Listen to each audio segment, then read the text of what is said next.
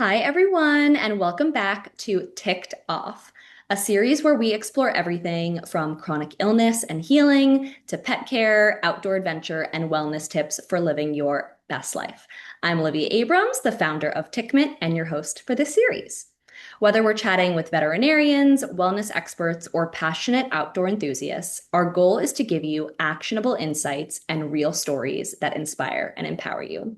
So let's dive in and meet today's guest. Today, we're joined by Meg Crockett, a national board certified health and wellness coach based in New York City, like me, who specializes in root cause functional medicine and preventative health.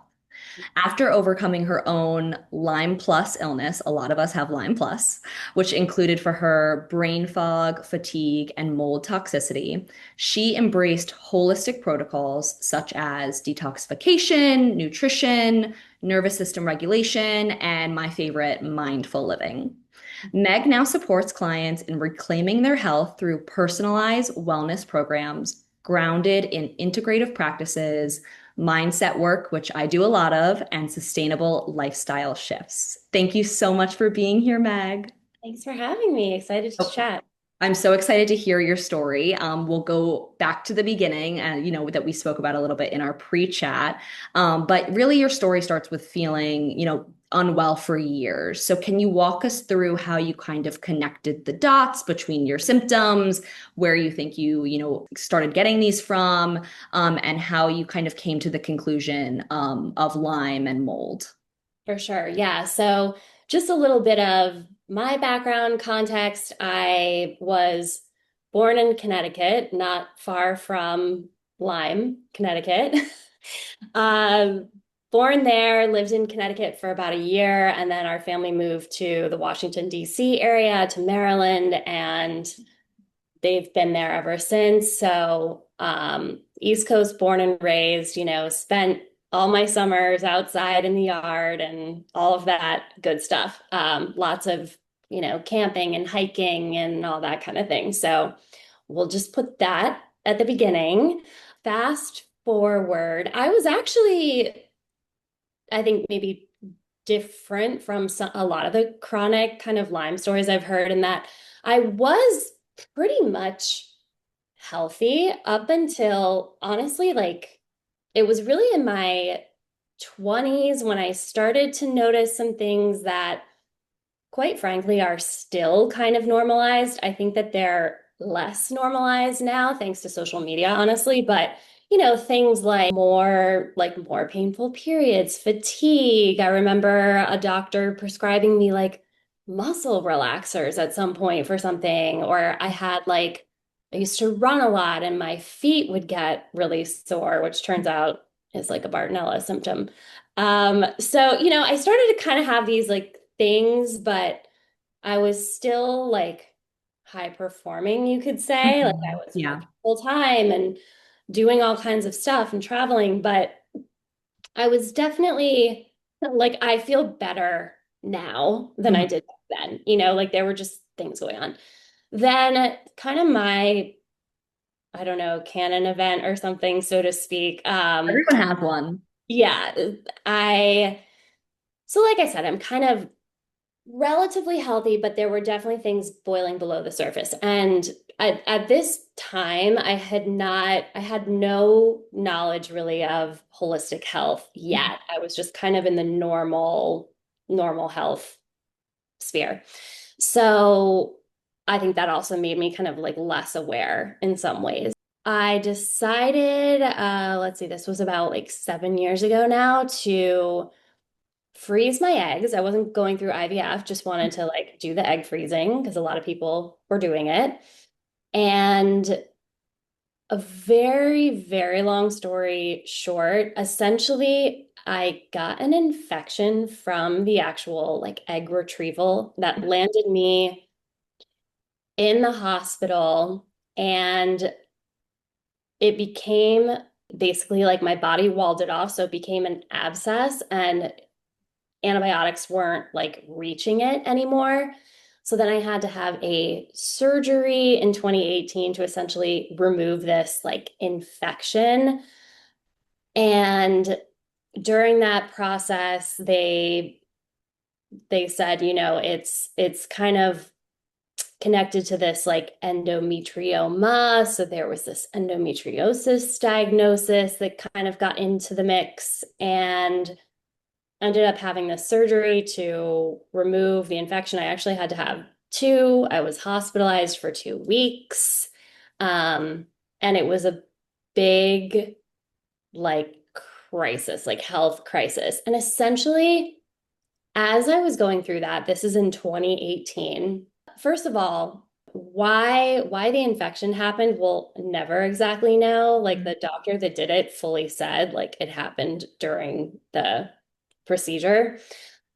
But I think what happened is it kind of created this perfect storm in my body where anything that may have been underlying, that was kind of there under the surface in my terrain to begin with, on top of this other infection coming in, it just like the bucket boiled over, so to speak. Yeah. There was just too much. So essentially, when I got out of the hospital after that whole situation, I was just not well. I just intuitively knew like what I need is not going to be available in the allopathic system. I didn't even know what was going on, but I started researching functional medicine. I started working with a team here in New York to dig a little bit deeper because I just wasn't like the infection was gone, but I still wasn't feeling well. And I actually had a bunch of like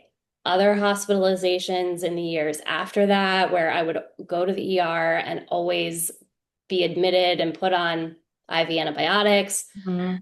Nobody ever tested Lyme, and I even had like the infectious disease teams, and it just was not, yeah, it was Yeah.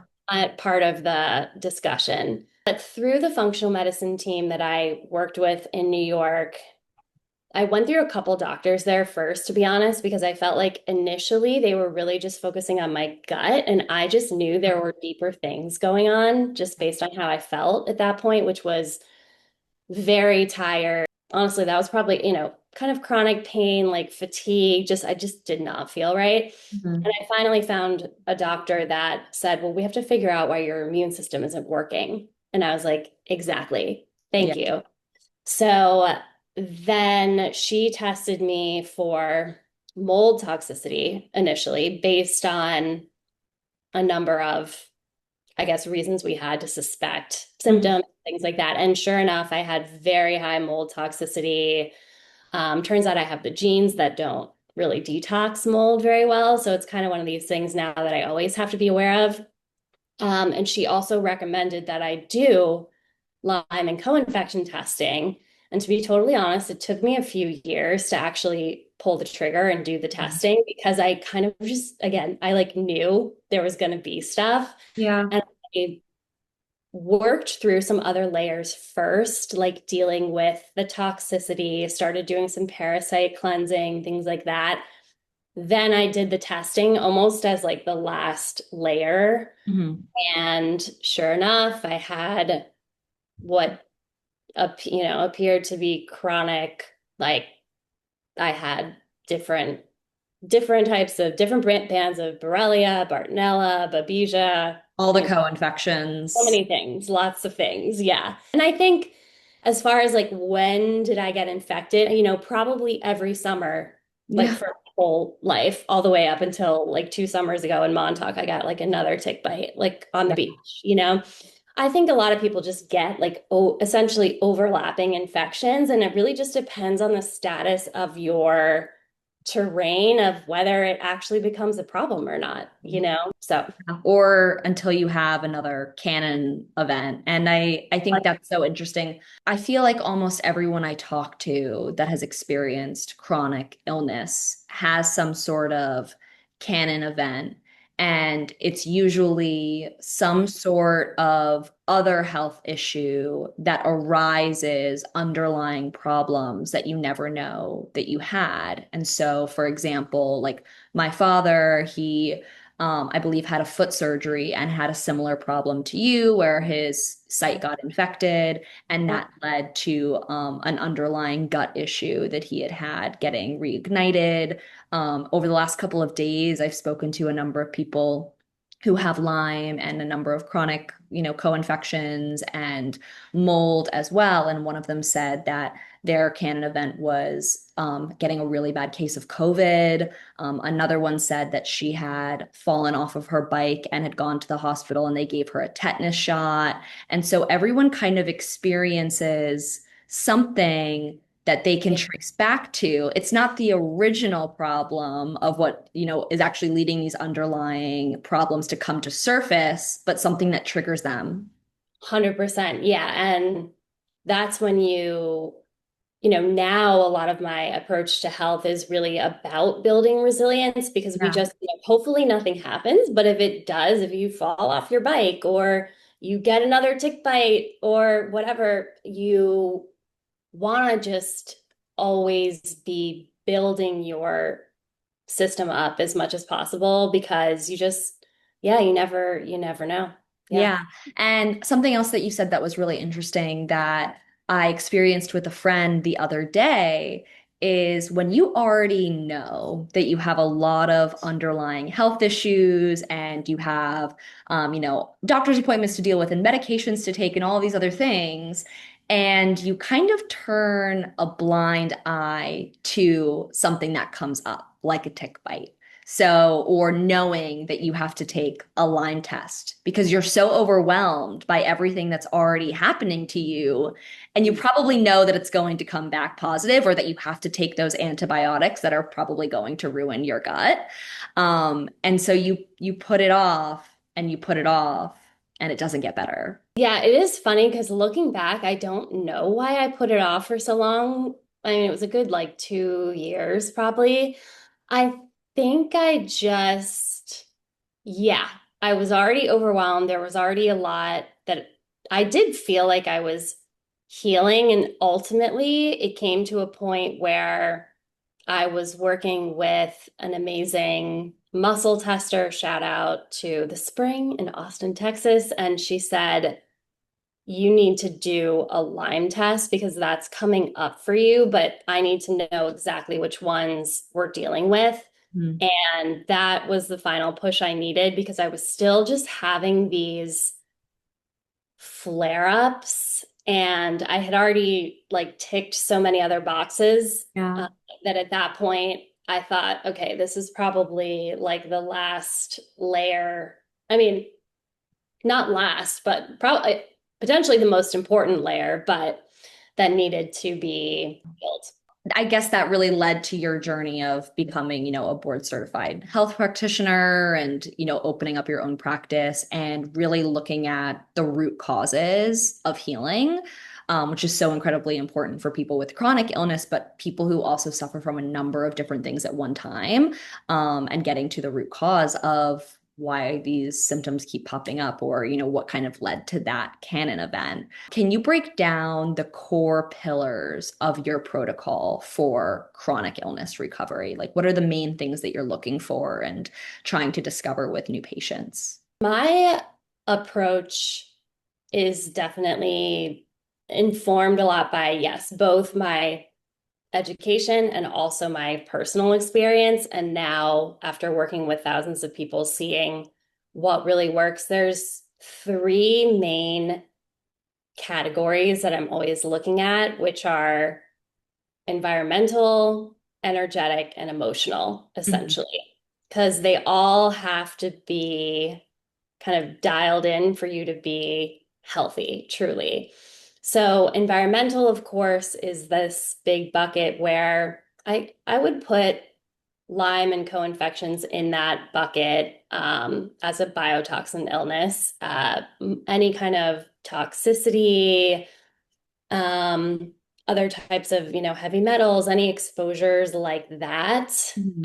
that could be triggering issues. It can even be, food at that point, anything that could be triggering the immune system that's kind of outside or coming in. And then, of course, Energetic is more the bucket of the nervous system regulation.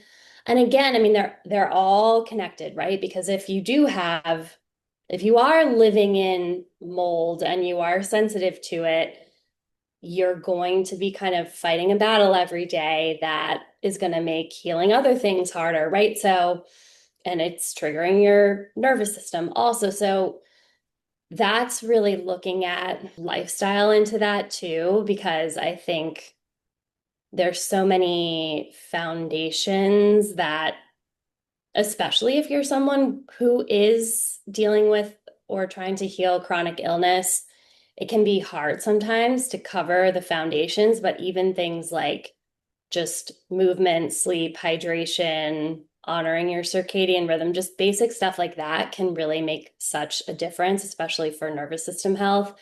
I And then can take those things for me specifically. Like if I'm not feeling well, I know it's either sleep, hydration, or I haven't moved my body at all. That's like always what I turn back to. totally 100%. Like you were saying before, when we're overwhelmed with like protocols or doctor's appointments or something, it's easy to kind of let some of that slip, but it actually should be the foundation because it makes such a big difference at the end of the day. And then the emotional side is certainly, I know a lot of people that I'm working with often are also working with a therapist or something like that, which is really important just to our bodies do hold on to traumatic experiences or suppressed emotions or unexpressed. That I think is one of the main things is a lot of people are just not actually like almost being true to themselves, essentially, to boil it down, or they're doing a lot of like self-abandonment just because we're sort of programmed to do that, especially women, but men too. So looking at those side of things, I find a lot of times with clients we're like suddenly working on, how to set a boundary with a family member or a partner or just really trying to tap into like how do you really feel about the situation and what do you really want? If no one was mad at you for how you were going to feel, how do you feel? Like Yeah. kind of getting to the root of things. So I'm not a like trauma therapist. It's more kind of the side of things of um, present and future. Like, how are we moving forward in a way that's more coherent with how you're actually feeling? Because I think a lot of people don't realize, too, when we talk about the bucket overflowing, a lot of that can be emotional stuff, too. And you don't have to have had like one or some huge traumatic event. It can be lots of times or, kind of compounded over the years, like things. So I think a lot of people almost don't realize that it's there. But big part of the healing process too.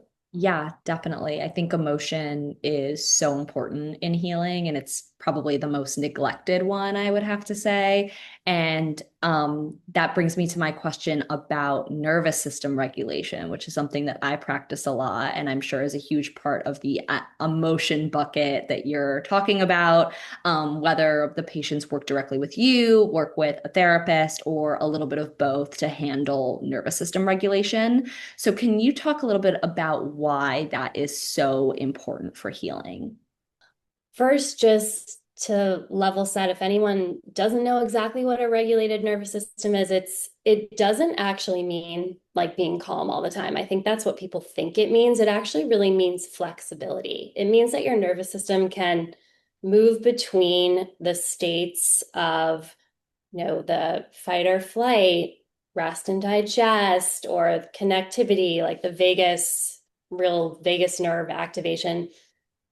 It can go between the states quickly and kind of switch back and forth in a healthy way, right? We need our nervous system to help protect us, but we don't want to stay in that state and end up being in kind of this chronic fight or flight or freeze. I was more of a freeze state type person.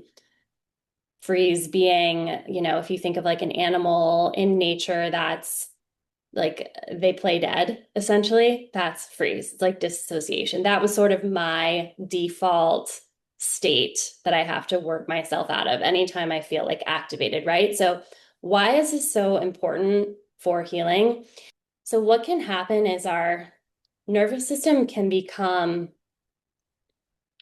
essentially blocked or switched. So sometimes actually the wires will sort of start to cross. So when we maybe should actually be going into fight or flight, we go into freeze, Mhm. or we're sort of not reacting appropriately, or it can just be blocked or kind of locked when this happens. And this can happen from lots of things: emotional triggers, unexpressed emotions, maybe an environmental trigger. Again, if there's mold or something in your home, like that can be triggering your nervous system, right? So when that happens, our body's not in the heal state anymore. We Mhm. need to be in that rest, digest, heal place in order to actually turn on the biological systems that heal the body. So again, this is why I'm saying like it needs to be flexible, right? Because we're going to go through the day and we're not like going to be in that state all day long. But we need to be able to get there at some point during the day.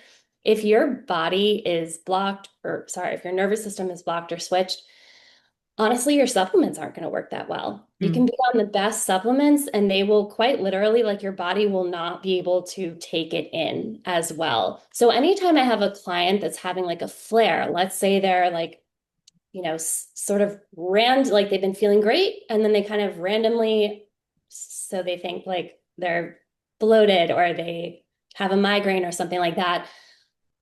There's usually some environmental emotional trigger that kind of happened. And so one of the first things I always recommend is like do some breath work, go do a sauna. I don't usually recommend a cold plunge or something when you're in Mm. that kind of place Mm. because it can be too activating, but it kind of depends on the person. But something that's going to kind of re-regulate your system, and you'll sort of know when you're back in a better place because, I mean, the flare is going to go down.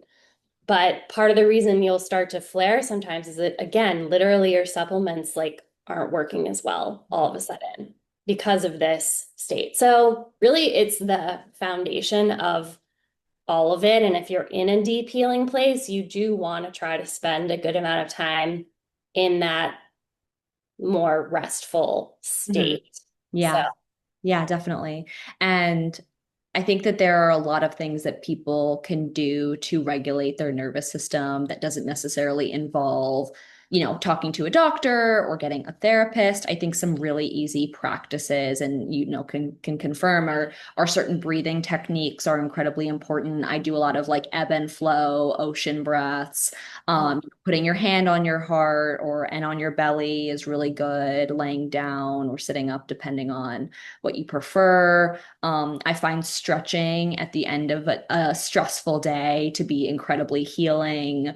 And those who are, working with a therapist, something to potentially look into as well would be EMDR. I think can be very interesting and helpful for the nervous system if you have the right person who's trained in it to help you. 100%. Yeah. And there's a lot of therapists too that are trained in somatic experiencing. They can be great as well with just kind of helping to release trauma from the nervous system and yeah, giving you tools to do these things at home. But yeah, it can even be like jumping and like shaking out your hands. I mean, because essentially what you want to do is move like energy sort of Mhm. through the body. We are close to running out of time, so I have two more quick questions for you. What are some healthy habits that are trending or that you're seeing on social media that aren't as effective as people are making them out to be? Oh my gosh. Okay, that's a good. Sorry to get you started on a tangent. Yeah, no, no, that's a fun question. Let me think. I think, yeah, there's a lot of interesting things happening in the wellness space on social media right now. Two things. First, I'm probably contributing to this, and I'll be the first one to say that, but You see a lot of amazing wellness and fitness influencers working out every day or maybe doing like multiple workouts a day.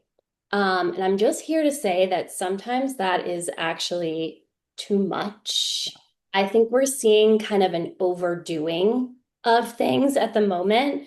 And again, when it comes to your nervous system, your nerve, like sometimes you need a slow morning, especially as a woman, and just take a walk and get some sunshine. And that's actually going to do more for you than the intense sweaty sculpt workout, which I also love, but there is a balance. Okay. So I think we see a lot of push for consistency, and it is important. It doesn't need to be every day. You got to kind of even things out a little bit more and give yourself Have time. to give your body the opportunity to rest. 100%. You got to give yourself time to slow down too. It's really important. So a little bit of that. The other thing I would say is just in general, you see a lot of people saying like, you know, everyone should take this probiotic or this greens daily supplement or this and that. And I'm just here to remind everybody that every body is different.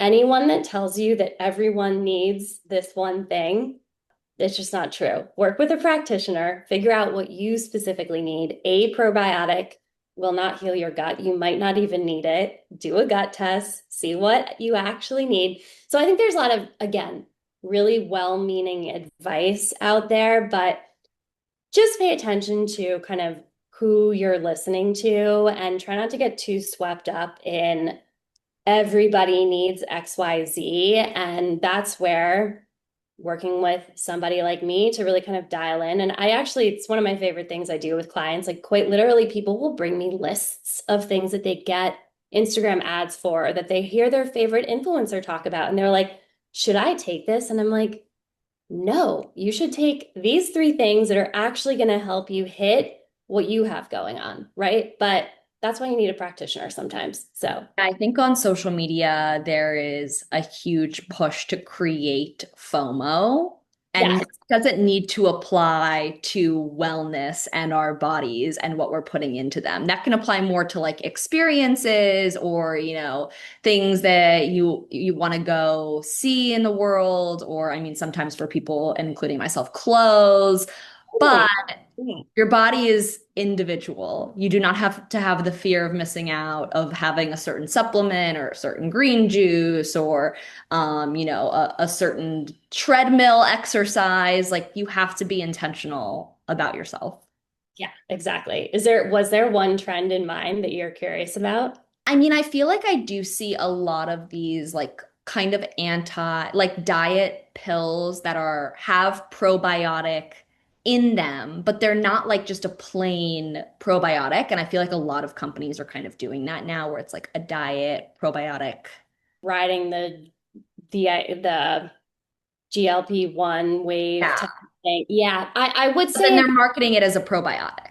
yes. And I would say in general, I am a little bit alarmed by sort of the skinny talk of it all and all of that side of things, which is a whole other conversation. But, just here to remind women that it's really about being strong. And again, like slowing down and nourishing yourself. You're going to have the healthiest, happiest body from doing that versus like pushing through and I don't know, just exactly taking any of these weird supplements that are not really doing anything for you anyway. Yeah, definitely. Well, before we sign off, one question that we ask every guest is what is one thing that ticks you off? Big, small, rational, irrational. Think about it and let everyone know.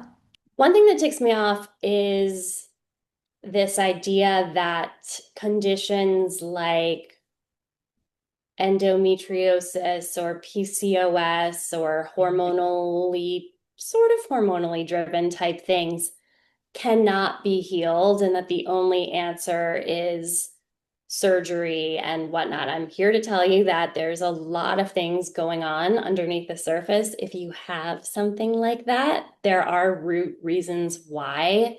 So there's often Lyme and co-infections, lots of types of Lyme create cysts. That'd be a whole other podcast, but there are ways to heal. It might take time and investment and testing to kind of look at why, but I really do believe that aside from just sort of general like old age someday, like there really is a way to heal most things. So if anybody tells you otherwise, they usually just don't have the information or they just don't have that training. And, just trust your gut. If you feel like there's another answer out there, keep looking for it.